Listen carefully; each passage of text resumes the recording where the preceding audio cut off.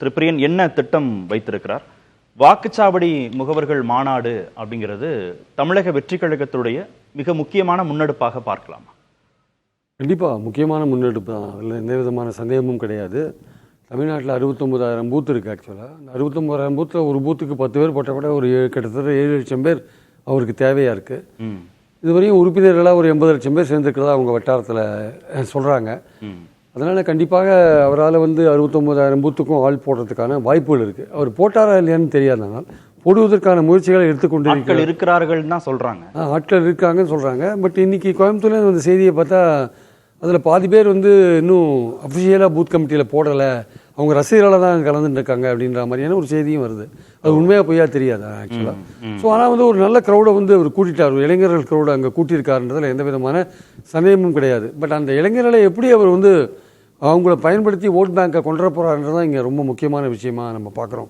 So ஏன்னா booth லெவல்ன்றது சாதாரண விஷயம் இல்லை. அவங்க தான் என்னதான் தலைவர்கள் பிரச்சாரம் பண்ணால் கூட, என்னதான் பல இஷ்யூஸ் எடுத்து நீங்கள் பொதுக்கூட்டங்கள் நடத்தினாலும் சரி, கடைசியில் அந்த வாக்குச்சாவடிக்கு அந்த மக்களை கூட்டின்னு உங்களுக்கு ஆதரவாக ஓட்டு போட வைக்கிற அந்த விஷயம் இருக்குல்ல, அதை இங்கே திராவிட கட்சிகளான திமுகவும் அதிமுகவும் அதில் ஒரு எக்ஸ்பர்ட் ஆகிட்டாங்க. ஆக்சுவலாக ஒரு மாஸ்டராக இருக்காங்க அவங்க.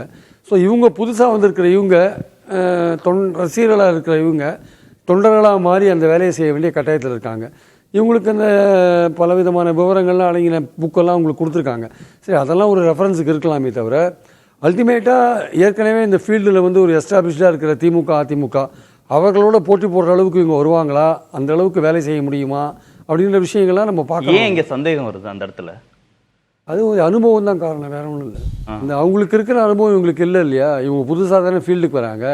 ஸோ அவங்க அனுபவத்தோடு இவங்க மோதும் போது அது எப்படிப்பட்ட இவங்களுக்கே ஒரு புது எக்ஸ்பீரியன்ஸாக இருக்கும். ஆக்சுவலாக இன்றைக்கே பாருங்களேன், ஒரு வழக்கமான ஒரு பொலிட்டிக்கல் பார்ட்டியாக இல்லை அது. நான் பார்த்த அளவுக்கு சரியாக இருக்குமானால் இன்றைக்கி நாட்டையே உழுக்கிற ஒரு பயங்கரவாத நிகழ்ச்சி நடந்திருக்கு.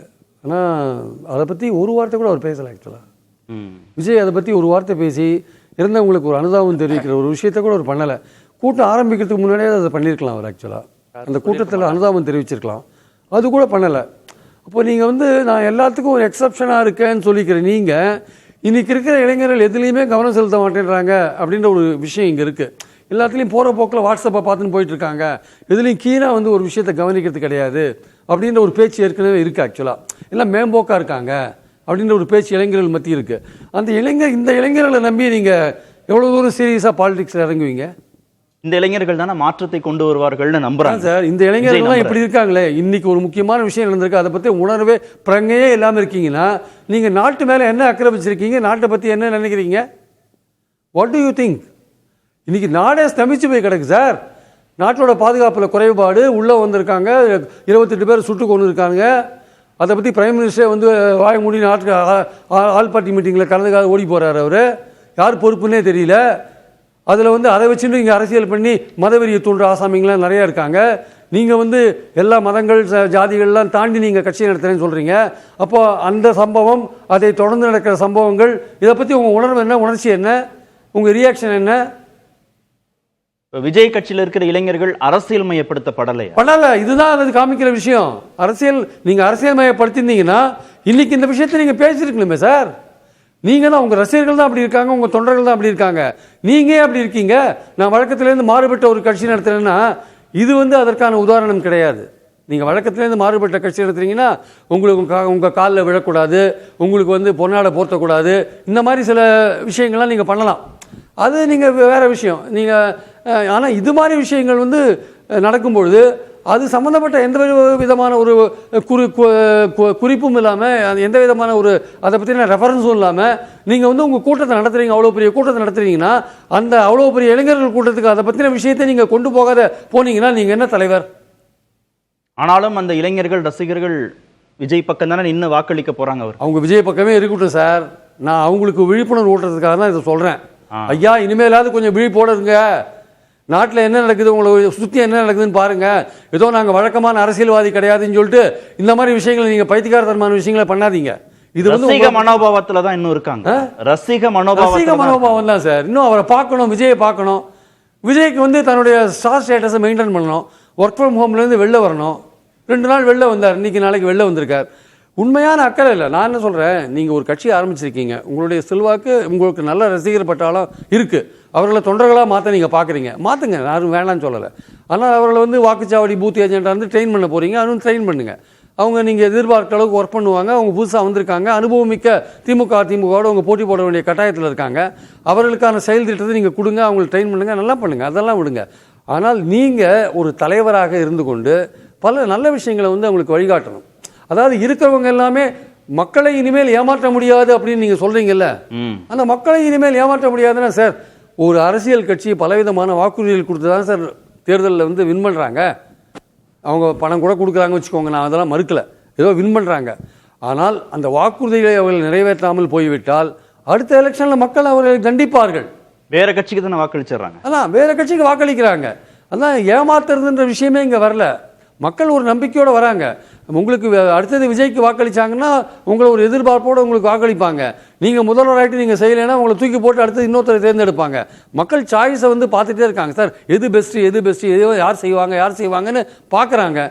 இவனோட இவன் பரவாயில்ல, இவனோட இவன் பரவாயில்ல, இவனோட இவன் ஓரளவுக்கு கம்மியாக தான் பண்ணியிருக்கான், இவன் பணம் கொடுக்குறதோட இவன் அதிகமாக கொடுத்தான், எவ்வளோ பலவிதமான ஃபேக்டர்ஸ் இருக்குல்லங்க.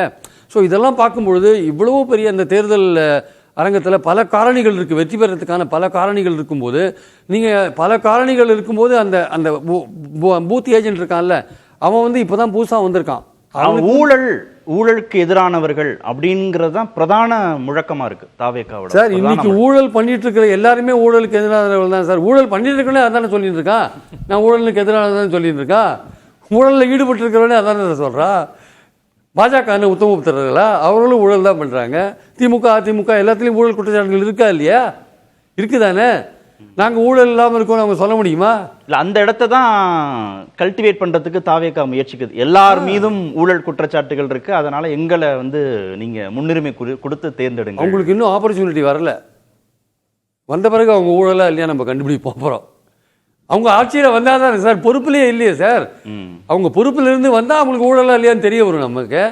நான் என்ன சொல்கிறேன், அவங்க ஒரு நம்பிக்கையோடு அணுகுறாங்க களத்தை. விஷயம் நல்ல விஷயம் தான், அணுகுங்க. ஒரு புது சக்தி, ஒரு இளைஞர் சக்தி வரது நம்ம வரவேற்கிறோம், அதில் எந்த விதமான இதுவும் இல்லை. ஆனால் சில பாரம்பரியமான சில விஷயங்கள் இருக்குது அரசியலில். அந்த விஷயங்களை நீங்கள் கைவிட்டுட்டு நான் ஏதோ புதுமையாக பண்ணுறேன்னு சொல்லிட்டு இந்த மாதிரி அறவேக்காட்டுத்தனமாக பண்ணாதீங்க. அது பண்ணினா மக்கள் உங்களை வந்து ஜட்ஜு பண்ணி எடை போடுவாங்க ஆக்சுவலாக.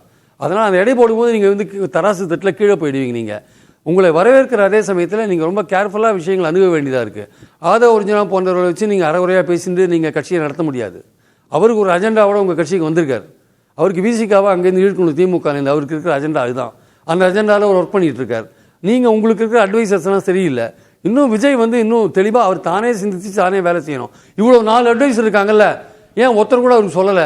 ஏன் சார் இவ்வளோ பெரிய சம்பவம் நடந்திருக்கு, நம்ம அனுதாபம் தெரிவிக்கணும் சார், இதை வச்சு அரசியல் பண்ணுறாங்க சார், அதை நீங்கள் கண்டித்து பேசுங்க சார்னு ஏன் இந்த 4 அட்வைசரை ஏன் சொல்லலை? அவங்க என்ன அட்வைசர்? அவங்க அந்த ஆதவர்ஜனா தான் இளைஞர்கள் பெண்கள் மாற்றத்தை கொண்டு வருவார்கள் சார். இன்னைக்கு பெண்கள் முழுக்க திமுக ஓட் பேங்காக மாறி இருக்காங்க சார், அது யாரும் மறுக்க முடியாது. நீங்கள் கன்னியாகுமரியிலையும் திருத்தணி போய் பாருங்க, பெண்களை போய் கேட்டு பாருங்க. அதனால தான் எதிர்கட்சிகள் வந்து பெண்கள் பாதுகாப்புன்ற விஷயத்தை கையில் எடுக்கிறாங்க. நமக்கு புரியுது. பெண்கள் எம்ஜிஆர் காலத்தில் எம்ஜிஆர் ஓட் பேங்காக இருந்தாங்க, ஜெயலலிதா காலத்தில் ஜெயலலிதா ஓட் பேங்காக இருந்தாங்க, திமுக காலத்தில் ஸ்டாலினுடைய திட்டங்கள் காரணமாக ஓட் பேங்காக மாறி இருக்காங்க. அது இலவச பஸ் பயணமாகட்டும், 1000 ரூபா கொடுக்குற உரிமை தொகை ஆகட்டும், இல்லை இப்போ புதுமை பெண் திட்டமாகட்டும், அதனால் ஓட் பேங்காக மாறி இருக்காங்க. அந்த ஓட் பேங்கை நீங்கள் வந்து எடுக்கிறது அவ்வளோ சீக்கிரம் எடுக்கிறது வந்து அவங்க கிட்ட இருந்து பிடுங்கிறது வந்து அவ்வளோ சாதாரண காரியம் இல்லை. அதற்கு நீங்கள் ஒரு நம்பிக்கை உண்டாக்கணும் பெண்கள் மத்தியில். அது நீங்கள் பண்ணி இந்த 10 மாத காலத்தில் நீங்கள் என்ன பண்ணுவீங்கன்னு தெரியாது. ஸோ அதற்காக நீங்கள் வேலைகள் பண்ணணும் நிறையா. இளைஞர்கள் விஷயத்தில் நிறையா நீங்கள் இறங்கி வேலை பண்ண வேண்டியிருக்கு.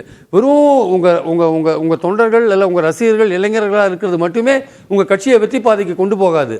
அவர்களை நீங்கள் எந்த அளவுக்கு அரசியல் மயப்படுத்துகிறீர்கள் என்பதை பொறுத்து தான், அதை நீங்கள் எப்படி வழிகாட்டுகிறீர்கள் என்பதை பொறுத்து தான். ஆதவ ஒரிஜினா போன்ற ஆட்களை வைத்துக்கொண்டு விஜயை ரொம்ப சாதிக்க முடியாது. ரொம்ப யோசிக்க வேண்டிய அவசியம் இருக்குது ஆக்சுவலாக.